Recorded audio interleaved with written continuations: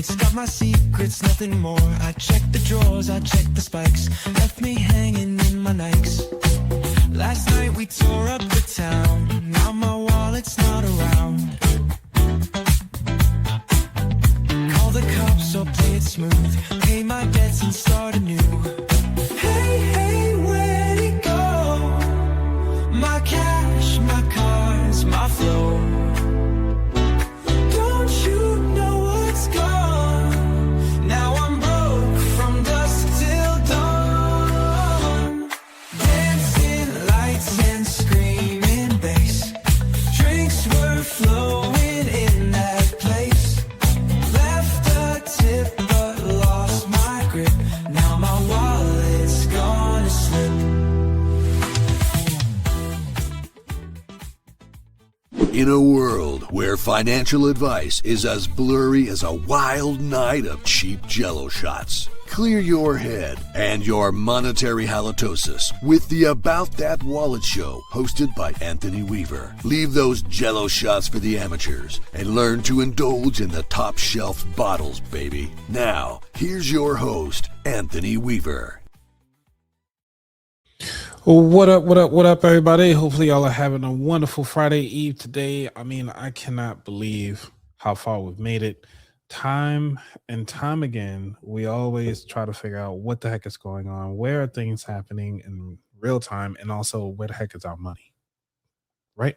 Because that's the most important thing that we care about, which is our finances. And I cannot figure out a way how in the world that we make all this money, we try to figure out where it goes, and for some reason it just seems like there is more month to our paycheck. There's so much stuff happening, and I just can't understand. So what I have to do, and I have to actually bring somebody up to the stage who y'all all know who she is, but if you're new to her, she has such an amazing vibe, and I cannot stress out enough how much that you will also feel the same way once you meet her. Welcome to the stage. How you doing, Raquel? Woo. Hey, I mean, I what's did that up, so horribly. guys? I gotta get you some applause. Like, what you got? What's up, y'all? Yep. So, how you been? What's going on? Well, I just had a baby. Oh, So congrats. thank you. So let's see. The last time we spoke, I think it was like four of us on we were doing a talk about the economy and all that stuff. And so yeah, since then, hubby, baby, it's locked in. I finished my doctoral program this year. It's been lit. Thank you. Let's go. Yeah, How have so you talk. been? I've been doing pretty good. Just let's see. Last time I think we talked, man, it's been a whole year, roughly 2 years, maybe. It never seems it never doesn't. seems like when you go a year without speaking to someone, it never feels like it. Okay. Yeah, it's interesting. One of the things that I've noticed is that let's see. Obviously, we're doing the show. I'm up to like 300 so plus episodes now.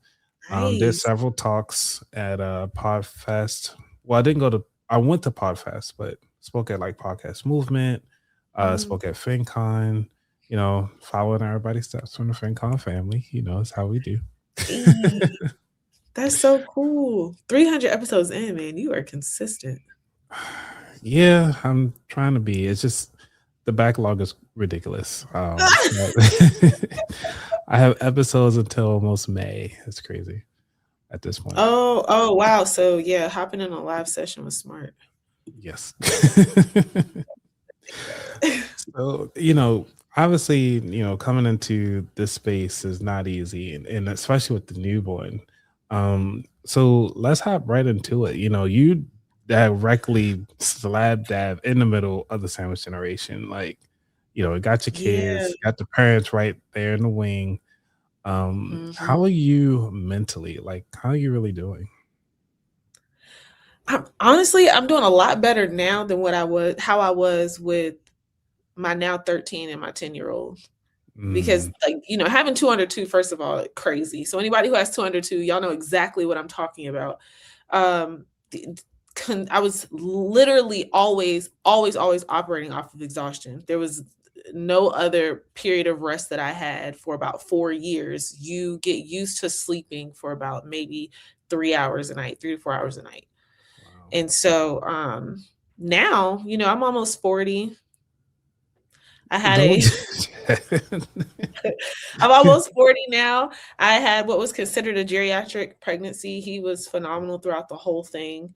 When the baby came, baby May, you know, I rest. I sleep when she sleeps, when I can. I still, you know, do everything that I need to do with my business, with school, with the girls. No complaints, honestly.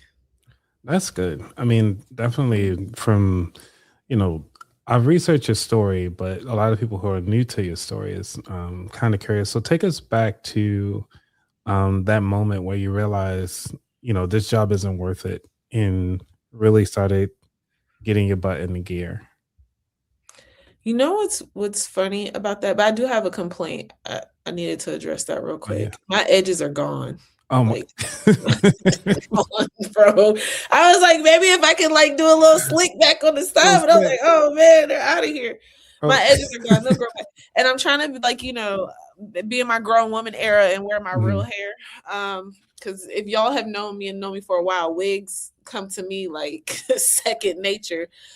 But this gray hair names has been getting to me. What you say? Do you give your wig names? No, they come with names. They do? I didn't know. Yeah, like when you're in the wig store, they have names. Like they'll be Ebony, Teresa. They have names. But I'm trying to get used to wearing my hair, so I had a haircut, and you know my edges are shot, but it's okay. They'll grow back. You look good though. Oh, that's postpartum for you, ladies. So yeah, talking about the transition that I made. I loved my job. I never wanted to stop being a banker. I actually wanted to get into corporate banking. I was studying for the test to become a financial advisor. I just completed my master's while I was a banker. And COVID was actually the reason why I lost my job. So they let go of 3 bankers in my branch, and they let go of thousands of bankers company-wide. So, you know, I cried about it, and they were like, oh, we have this program to help you guys, you know, get back in the field. And I'm like, okay, cool. So I'm doing the programs and all this kind of stuff. Anyways, that wasn't the case. And so I just decided, you know, like I really enjoyed what I was doing as a banker. And I was going above and beyond because outside of signing people up for credit cards and loans and all that kind of stuff, when I would pull up their account and I would see that this person is clearly living in the negative, I would sit with them, build them a budget, tell them to come sit down with me every pay period. And we would, you know, I would hold them accountable to that budget, and seeing how they shifted. And I used to airdrop the Amazon link to people of Rich Dad Poor Dad. And I was like, read this book, read it. And when you read it, you know, come back to me. And so that was the start of me holding people accountable. That was the start of everything that you see now. Is I really fell in love with helping people. So once I lost my job, I just said I was going to keep doing it. And then Clubhouse popped up, and it was just an amazing transition. Yeah, that is cool. That book actually looked like it got it seems some days. Like That's how you know somebody read a book, y'all. Right. Oh my goodness. Yeah. I mean, don't look at my bookshelf, so I won't say anything. Yeah, like, you know, I don't know if you were a Bible Belt child, but I was always like turn the page. Oh, right. You like to know. Because I'm actually reading. I didn't take it out because I was traveling recently, and I actually was reading through somebody's book, and I always mark it up, especially you know, Chris book. Oh yeah, I'm in that book. Yeah. And I did in Kevin's book too. Like I marked the heck out of mostly Chris book. You know, really. Chris, Chris, oh yeah. I love that guy. He's amazing. Yeah, I try to do a color code setup, so I do have to get your book added to the. Do you have pink? Yes, I have. It's a blue and pink book, so I can put it right here, right in the Okay, middle. yeah, put it right there. That'll be a good spot. Yeah. Um. So, could you have something that's called like the wealthy woman framework? I just want to kind of Yeah. talk about that a little bit because that's one thing that a lot of people don't have. Like you already mentioned that everybody needs a budget, but why? And not just a why, but who most importantly that you're trying to target because that's very important that we all have a budget, but also are we doing it for ourselves now or are we doing it for our future selves? You're doing it for both. I think Mm, when people hear the word budget, they're like, it just sounds like I'm doing it because I'm broke. Like, right. the word budget is so scary for people, but you any any wealthy person operates off of some sort of budget. It's Mhm, the thing that keeps their wealth. Like they're shopping and you see them buying all the designer and properties and all this. They have someone who is telling them this is what you can spend this month or this quarter, or this is what you have to invest. It's literally they're operating out of a budget. And I think that when you're not used to managing your money, those parameters, they feel so restrictive that you're just like, well, but I work so hard for my money. Why do I have to put myself to this when I'm the one who worked for it? No one needs to tell me how to, manage my right. money but me type of thing. Um, but if you are broke, which is how I started out, very broke, having a budget was what allowed me to start telling my money what to do, to start giving, every dollar a job is what they say. And it gave me a level of control that I never had. You know how you like at the end of the paycheck or pay period, the end of the month, you're trying to figure out, well, where did my money go? I Yep. know I have my money in there. Where did my money go? And you're looking and stuff. Well, instead of doing that, then every pay period, you're saying, okay, this is going to go to savings. I'm going to pay down this debt. I'm going to do this. Oh, I have that trip coming up. So I have this put over here for that trip. And so when the things come up, like the birthdays, the holidays, vacations, all that kind of stuff, you're not stressed. You Mhm, already have it put away. So I think having a budget is, imperative, but even more than having a budget, having a positive relationship with your money. mhm, Because we can go down the rabbit hole on that one, but okay, sure, make it make sense on paper and then not stick to it. That's fun. right. Fair. Yeah, because they don't. Yeah. Yeah. Because I'm laughing because Lisa J. Stockton is directly in her title. Like she talks about stocks all the time. And I noticed that you also have a stocks 101 course. Yeah. Can you talk a little bit about that? Like why is investing such an important um avenue, I guess you would say, in your money tool or your money mindset? The only way that you're going to build wealth is through investing. Mhm. Which type of investing is really on, up to you. What type of investor you are, the type of risk you're willing to take on. Me, I'm very risk averse. So I like to look at stocks that I feel like I can essentially marry. What can I be with for a long time that's going to have little grandkids, aka dividends, that are going to continue to pay me out as well, So yeah, money management is key. So you know what you have to invest and then investing for the long term because right now, we're I'm starting to feel my age in my knees, especially after having a baby Oh at my God. almost Not the 40. knees, It's right. ridiculous. But there's a 70, 80-year-old version of us that is depending on the decisions that we make at, in our 30s and our 40s and in 20s if you guys are watching. And if you're not making the right decisions now, thinking about the older version of yourself, then there's this there's this person that I wrote about in my book, and I think I actually referred to her as May. Um, but you don't want to position yourself to where you need money and you're in a position to where you're physically incapable of having the ability to go work for it and you're so tired and you're so burnt out Mhm. and unfortunately even with pensions and retirement all that kind of stuff, it's just in this economy it's just not enough for most people. So when I think about investing, I think about the long term of it. I like that.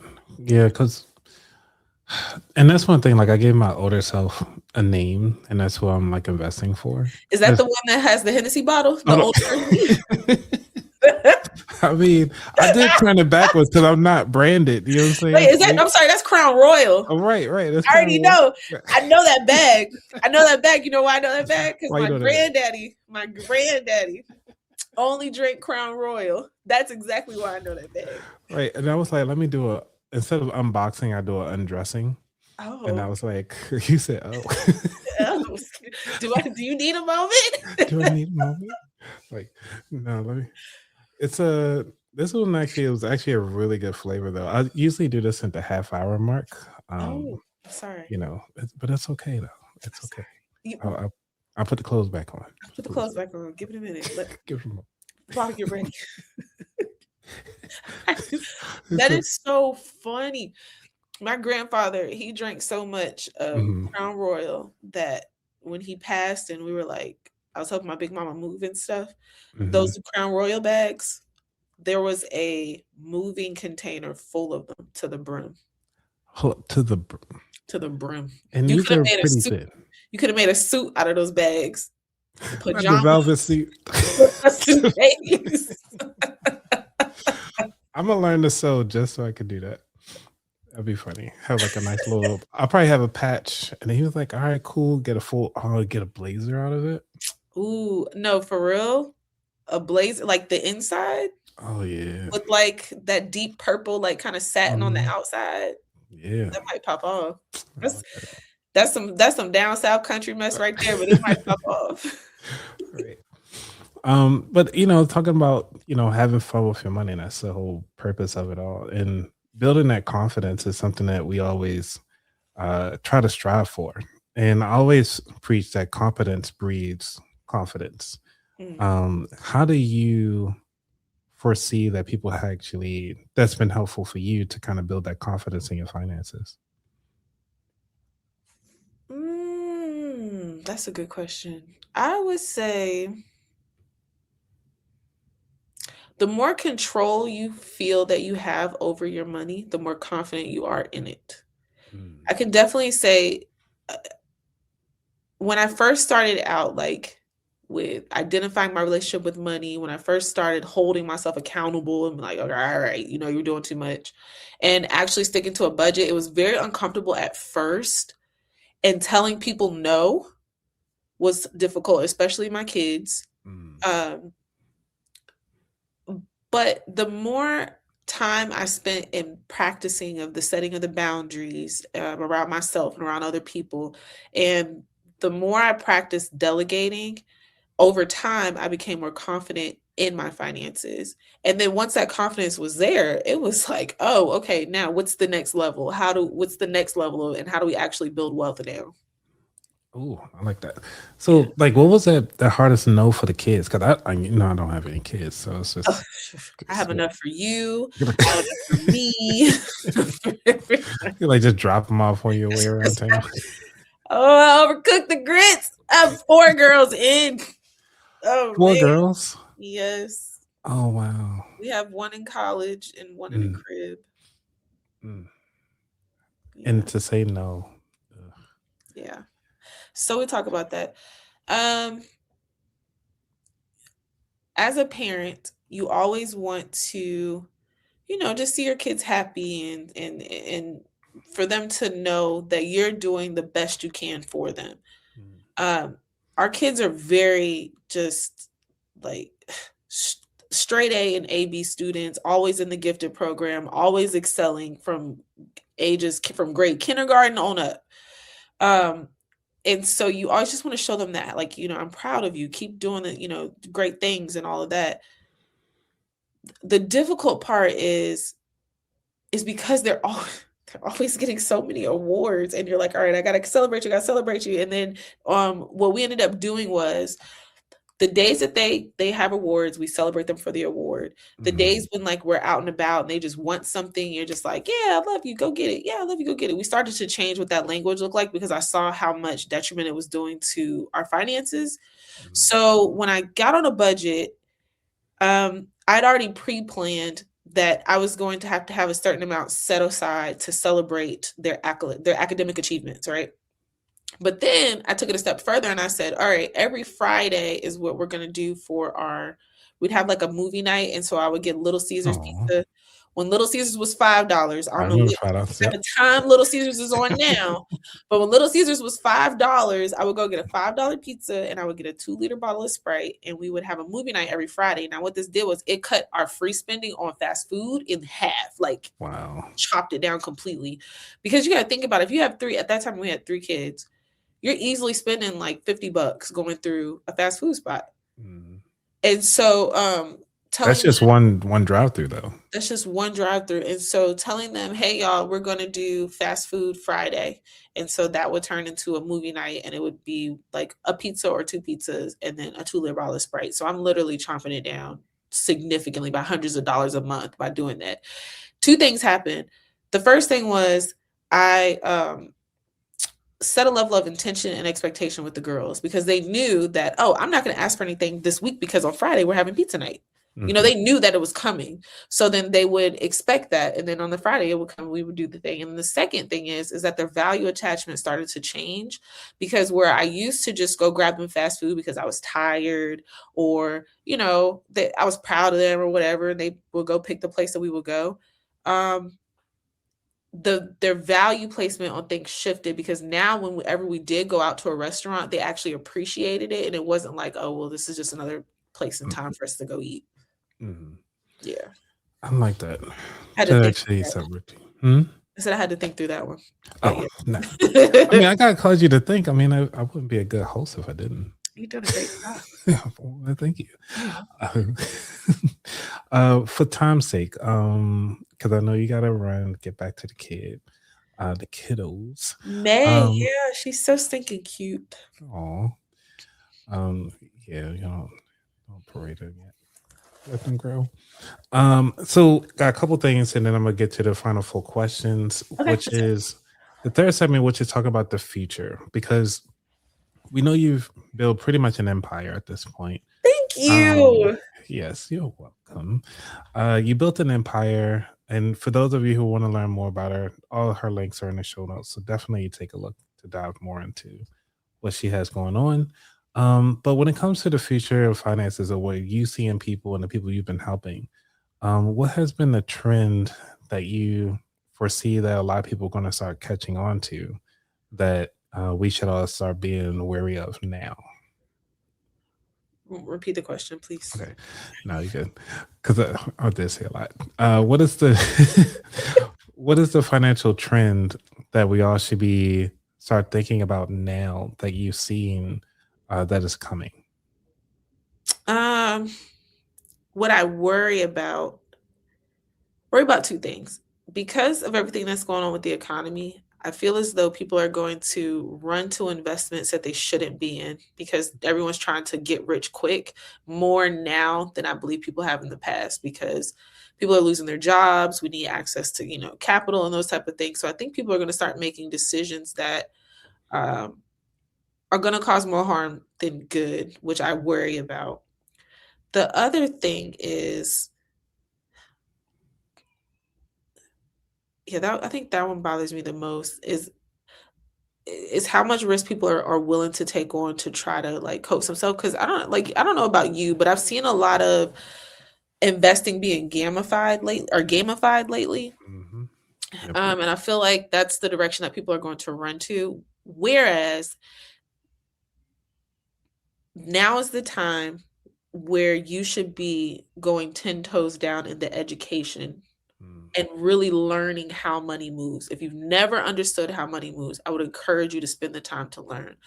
I really don't remember the question you asked. I'm sorry. No, it's okay. It's talking about the future, just kind of like the future trends that you see that's coming that we should be. Yeah, I mean, the value of the dollar is going down. We see that there's different cryptos that people are always talking about. They feel like is going to, you know, go crazy. Hard assets is always going to be something valuable. And the trend of nothing else. The trend of nothing else, what I hope people do, is I hope you diversify more than anything else. What is that? I had to whip this out. This is actually printed out from the Bureau of Printing and Engraving, the engraving and printing office. Yeah. So if you ever get a chance to come to DC, it's free to actually enter. You just take the tour, and then at the tour you go to the gift shop, and you can actually get uncirculated dollar bills, and these actually never been cut. So I actually folded it so I can put it in my drawer. They come rolled up though, but it's actually, these are $2 bills you get, and since they never been circulated, the value of them is double. And so I'm the And only it's person. free? No, you pay for these. Oh, No. I grew up near DC. I don't know if you knew that. I grew up in Leesburg, Virginia, Loudoun County. Oh, nice. Yeah. So I gotta come out there. I didn't know that. Come on there. I'm But yeah, trying the to do future money. money. I don't know. I'm worried. I'm worried for so many reasons. The wealth gap is only going to widen. People aren't doing what they're supposed to do financially. Layoffs are happening left and right. 300,000 Black women just lost their jobs. I mean, it's ridiculous. And then the jobs that are becoming available, they're not paying what they need to pay unless you understand coding and are in the tech space. But then now you have to get certified in that. And you need to study that. So I don't know. I'm worried. And then people who spent the past 4+ years, obtaining a degree for a job that doesn't pay out what it says it's going to pay out. And then it's like, okay, well, now you need to pivot. Like, I can't tell you how many people with master's degrees work in department stores, not to say there's anything wrong with it, but it's the fact that that's not what you went to school for. And what you went to school for isn't paying you what you deserve to be paid. Like, I'm going to finish my doctorates because I'm earning it, but I don't even know what type of job would be ready for me with the doctors, because half the time they say, I'm overqualified. Thank God I have a business that is doing well, but I just the future of us financially is very strange. And when you hear billionaires talk about there needs to be one standard income because there won't be any more jobs available, and that's what we'll have to live off of, it's like, what? It's stressing me out. Yeah, and that's a great financial rant. Mostly because because like you don't know what's going on. And honestly, the people that I come across a lot too is just like they going back to the rich quick scheme. They want to make sure they do the right investments. A lot of people I talk to actually are looking into doing more life insurance to try to worry about their kids, because they're like, I don't know what I'm gonna do with my kids. They go Well, on to that's the school. other part. Like, I just did a reel on this one where this guy was like, if you go out and you get, the quickest way to get to wealth is to get a life insurance policy for $1 million. You can do that by getting a policy that you're paying $100 to $200 on a month. And then you put that in a trust, and now you have access to this $1 million. It's like, no, you don't. No, you don't. You only have access to the cash value of the policy. And if you have a policy that you're paying $200-$300 on a month, it's going to take you years to have that level of cash value to pull from out of the policy. But because our attention spans are so short, and because people, have made social media their news, it's become a part to where you're making decisions not based off of doing your own research. Like, anything you hear anything I say, please research. Anything you hear on anybody's podcast, social media, whatever, y'all, like, do your own research. Yeah, definitely. Because that's the reason why I always share my screen. Because I was like, you know what? We go to the IRS.gov website. We gonna learn together. Well, I already researched it. I'm sharing it though, but I'm like, yo, this is what's happening, and they'll respect you more for saying, I don't know everything. Let's learn together. Yeah. Yeah, that sucks. All right. You got time for 4 questions? Yeah, I got time. We didn't do the Crown Royal still has on her clothes. Oh, you're ready for me to take her off. All right. So let me go. Well, I got to cut to commercial, and then I'll take off her clothes right quick. Somebody says take a station break. Okay. Yeah, I'll take a station break. All right. So, all right, we'll take a quick station break, do a little commercial, and we'll be right back. I'll see you guys in a bit. From the one trivia. All right, here we go.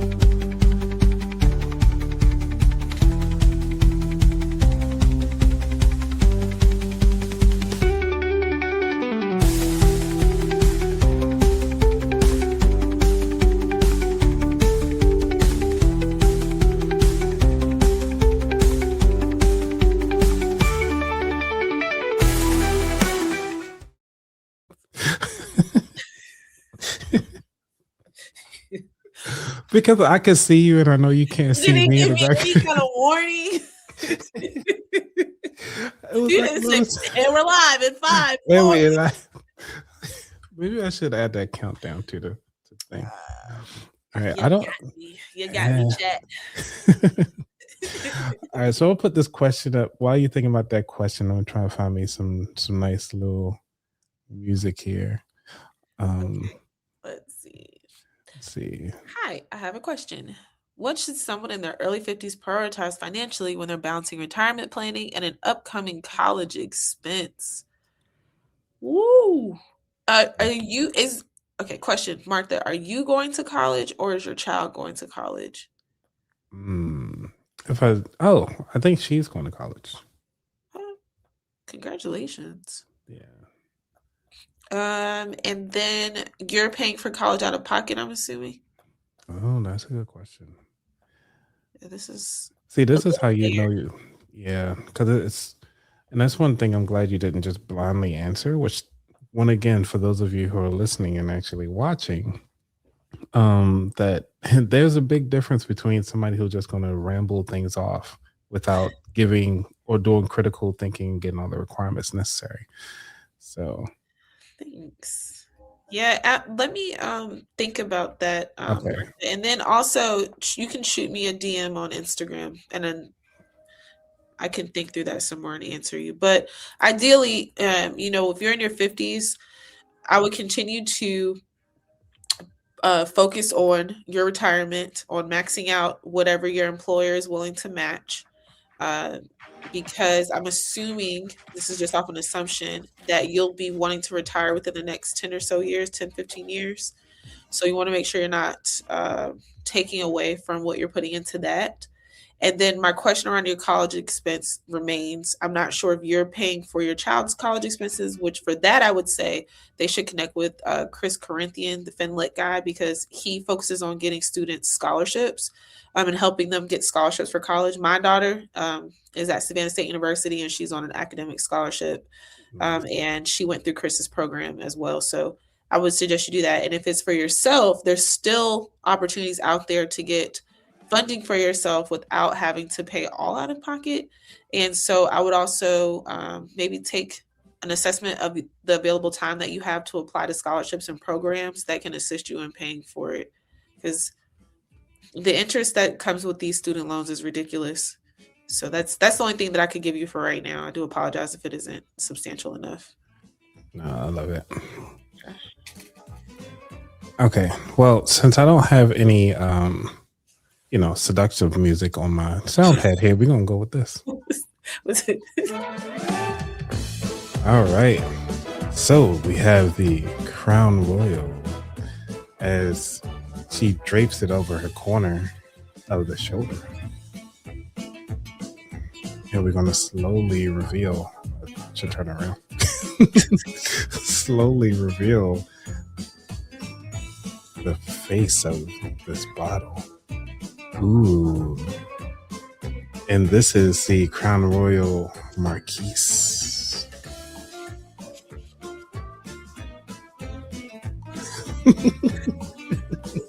I love it.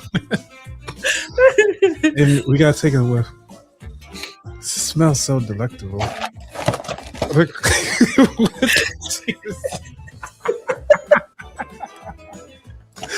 Oh my gosh. Okay. Okay. Let's see how good it pours out. Let me see.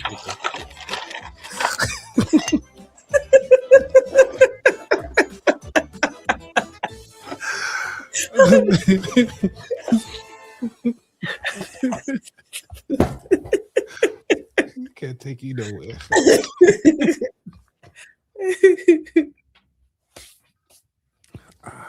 It's actually pretty smooth. I actually like this one better than Apple. Was it chilled? No, because Lord. I mean, I've been. Do you, big dog? I mean, I'm trying to grow some hairs on my chest. You know it's there. Right, it's there. You drinking Crown Royal room temp. Room temp, yeah. as You well. play spades. I know somebody to play spades when I see it. You're right. You play dominoes. You'll Oh my God.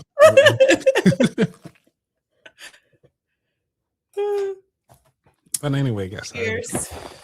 Cheers with the Cheers. the cheese. It's taking the kids' snacks. Gotcha. These are mine. Oh, those are yours. Oh. Yeah.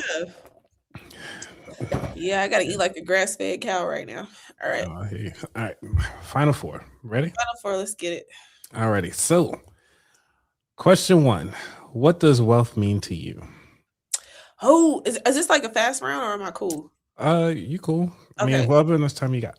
Okay. So wealth for me has shifted what it means. Like I said, I'm approaching 40. There are a lot of things that I used to care about or I used to project as what the image of wealth was has significantly changed. Before, my image of wealth was very what we would consider loud money, like the Louis Vuittons and all the designer whatever. But now I have a more old money view of wealth.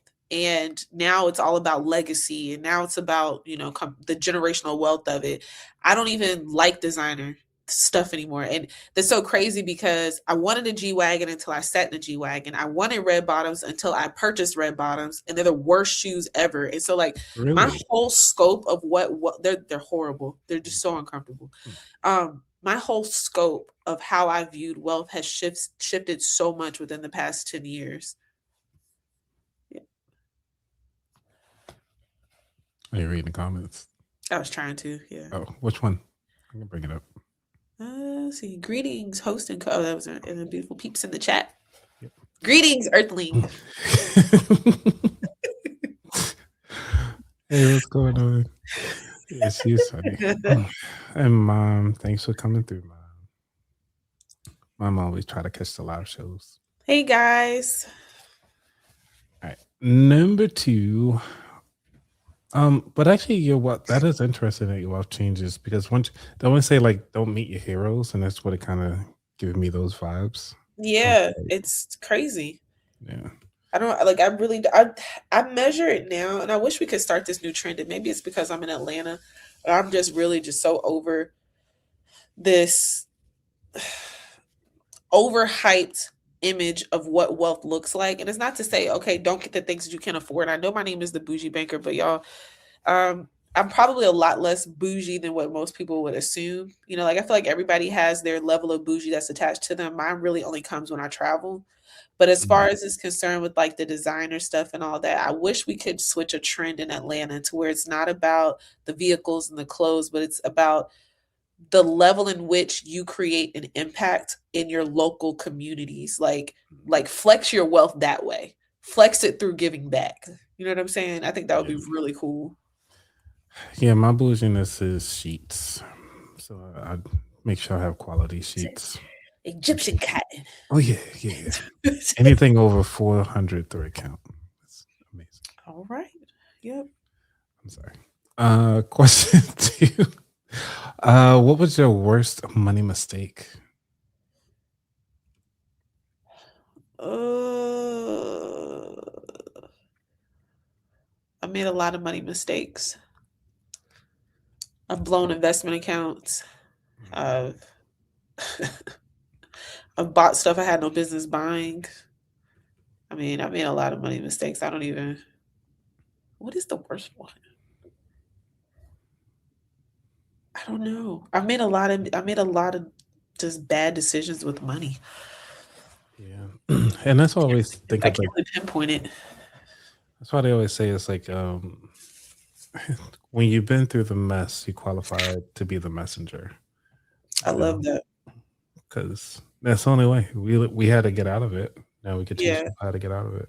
Our money was so messed up. We didn't know when the power company would drive by the house. We didn't know if they were coming to cut our power off or not. Because we were deciding, like, do we give our kids a Christmas or do we pay the bill?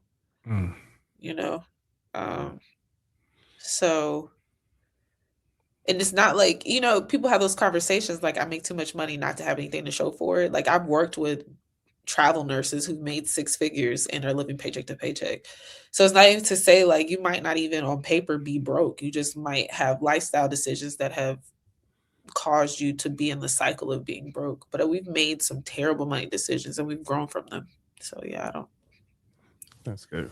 And thank you for showing up authentically, you. I mean, I know you would anyway, but Yeah. you know, I wouldn't have it Oh, anyway. I did attempt to put on makeup because I was covered in baby spit up before this call. So I tried. I tried You're my fine. best. I appreciate you. You're welcome. Hey Number Lisa. number 3. Is there a book that inspired your journey or changed your perspective? There's a few. Rich Dad Poor Dad was the first one that I read. The Go Giver, as you can tell, it looks like it. The Go Giver, The Miseducation of the Negro is another one. This one right here. This I one like right. how you have your books like immediately at your desk. Oh yeah, I do. I have a bookshelf over there, but I've kept those next to me. I like Sell or Be Sold. That's a good book. I like that one. I read that book while I was working at the front desk of Hampton Inn, and it was like just fired up the entrepreneur in me. You Owe You by Eric Thomas, I really like. And Les Brown has a book that I've read, but I can't remember the title of it. And it was basically talking about how he grew up, with a disability essentially, and he wasn't as cognitively sound as everyone else, and so they just wrote him off. And he was like, "But I know who I am and what I can be," and he kept pushing forward, and he became that. So I really like that book as well. Right. I'm gonna have to check that one out. Yeah. Definitely it. Oh, for those of you who are looking to try to get these books, definitely check out your local library. Because there's an app they can get like Libby. You can actually get the audiobook or the digital book. And you can collect them like Thanos did with the stones. Go to every county in your state and get the be part of their thing. And you can do it remotely, so you don't have to physically go. So just a little tip to kind of save some dollars while you read these books. Yeah. Right. And get a library card, guys. Oh yeah. There's so many benefits to having a library card. You went to go grab something, you get it? Yeah, I got it. Okay. But it wasn't a book that inspired me. It was a book I wrote. Go ahead. Oh, go ahead. What was the book? Come on. It's this one, guys. Yay! There we go. This one is Mastering Your Money Mindset. And this book helps you through your own self-discovery journey of understanding your personal relationship with money. So you ask yourself those hard questions. Where did your relationship with money start? Why do you operate with money the way that you do? How did your parents operate with money? How did that affect you? How you make those decisions with your children, and what relationship with money have you established for your children? The boundaries you need to set around yourself and around other people as it relates to your finances. And then also with identifying your personal triggers. All of these things affect how you manage money. And if you talk about wanting to stick to a budget and wanting to start investing and all of those things, if you've caught yourself in this cycle to where you start off great and then you have to pull out your investments, or you're not being able to hit savings marks, or you're finding yourself still living paycheck to paycheck, it all starts with your relationship with money. So this book is great for that. I love that. Yeah, I'll definitely have to get me a copy for sure. Number 4. What is your favorite dish to make? I know Lisa don't like this question, but it's my favorite. Oh, Lisa tunes in. Yes. You don't like the question. So I'm gonna be so stereotypical, and I really hate that. I'm gonna change it. No, I'm gonna change it. I like I like to make salmon. Mm-hmm. I've been like on this seafood kick with salmon and shrimp. But I make really good fried chicken. I make great homemade mashed potatoes, macaroni and cheese, and collard greens. Okay. Period. Got you. Yeah, I'm not touching it. Yeah, it's good. Anybody who's like had my cooking, you guys, because that's my love language for people. That's how you know I care. That you actually take time to cook for them? Yeah. All right. So she didn't cook for you. She didn't cook for me. If I didn't cook for you, know what it is. I'll be sitting over here drinking Crown Royal in the corner. All right, this is the very last question of the show. Well, for you, I would say, because I can hang out with the peeps a little bit. Which is where could people find out more about you? Yeah, you guys, you can Google me, which is so cool to say. Like, I Yeah. think that's so fire. You can actually AI you, by the way. I did that, and I actually created like a nice little roadmap of What did everything it that you have. say? Quite a bit. Oh, You actually want to snap. see it? I actually had it fill up all of your canon moments in your life and all your stories and That's really everything there. cool. I can share my screen if you really to see that. Yeah, I didn't know you could AI me. That's wild. Yeah. So for those of you who know me, y'all know I love What? Notebook LM. So all I did was type in your name and it came with these like 10 different things about you. Gave you the material as far as saying like, the highlights of your person. Let me zoom in some of this. Thank you. Oh, Goodness. Savannah State, shout out HBCU. You talk about your journey, your transcripts. Cause that's what I said. Like I had most of your Wow, information. look at that. And I did this less than 10 minutes before the interview. I'm proud of you. So it had all of your stuff here. Your women framework, that's how I was asking you about it. Your media presence, Wow. as far as your empire, like because I asked 32 countries is crazy. Okay, go ahead. yeah, because I asked you about your canon moments, and so like so I'll give this to you, so you can have it like your pivot during the pandemic. Yeah. Talk about these are your major moments, your catastrophic breakdowns. It has my car accident in there. That's crazy. Yeah, you talked about it. Yeah, I did, but I just thought it would be as crazy. Yeah, so your physical toll, about the 6 months in the neck brace, What? final industry, yeah. So that's what I said. Like I felt like I already learned so much more about you in such a short period of time. That's why I didn't want to take a deep dive into. It felt like it's really stalkerish, so it's really weird. Like, I've been stalked before. This isn't stalking. This is cool. oh, okay, cool. All right, well, I'm glad you. I mean, no, it's not cool. I've been stalked before, but no, I know what you meant. So but this is really neat.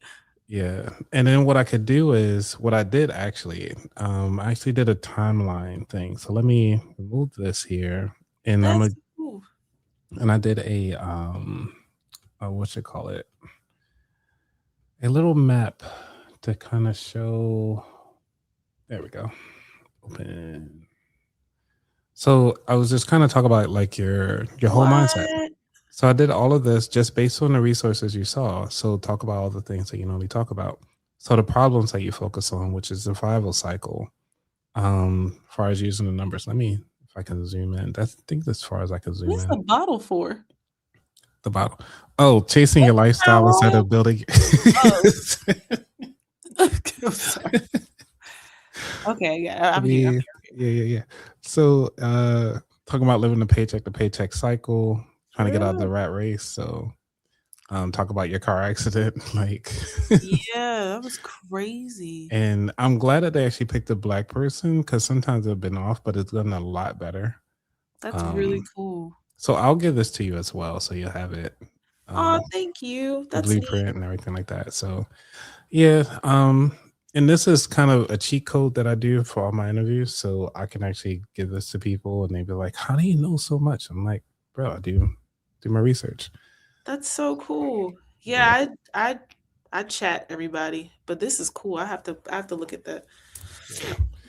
All right. Well, let's get you some Crown Royal so you can clear up your sinuses and get your teeth. I got mine. You got yours. Oh man. Well, this was fun, Raquel. Thank you everybody for tuning in. Saying hi. Thank you, Lisa, for dealing with my last question.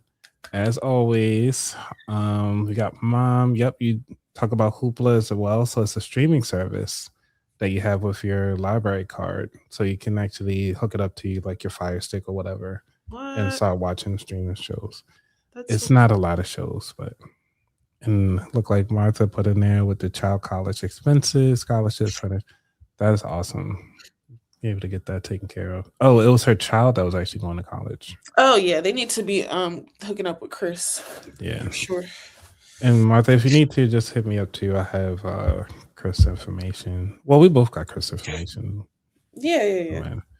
Man. What you guys talk? See, I don't know. I already put in the show notes what we're talking about, so you gotta do your research. Oh, thank you so much, and thank you everybody for coming through. This was fun as always. Please stay safe. Remember that everybody has to put on their pants at least one leg at a time. Try to put on both at the same time. You can hurt yourself. So be careful out there. All right, y'all be safe. Yeah. Thanks for having me. This was fun. This was like one of my favorite interviews. This was a lot of fun. Just come on more. Well, when you feel better, and yeah, I'm always here. I'm fighting through something right now. I don't know what it is. Yeah, we gotta get you something to kill it all. I don't know. Hot toddy. A hot toddy would. Hot toddy. Yeah, you got to get them. You got to get a partnership with the yeah, I might do some clips and then tag them in there, but we'll work at something out. Yeah, and make a jingle. Oh my gosh. Did you see they taking it by storm all of a sudden? I'm like, yo, we hop on the bandwagon so quick. I'm telling you, fast. We said, they pay us. 3 million? Oh, I got a song. Crown Royal. Right. Drink it. That's all I got.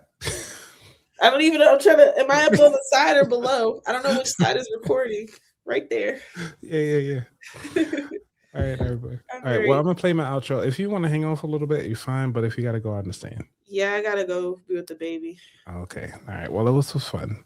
Thank you for having me. Bye, guys. Have a great night. Bye, everybody. Peace.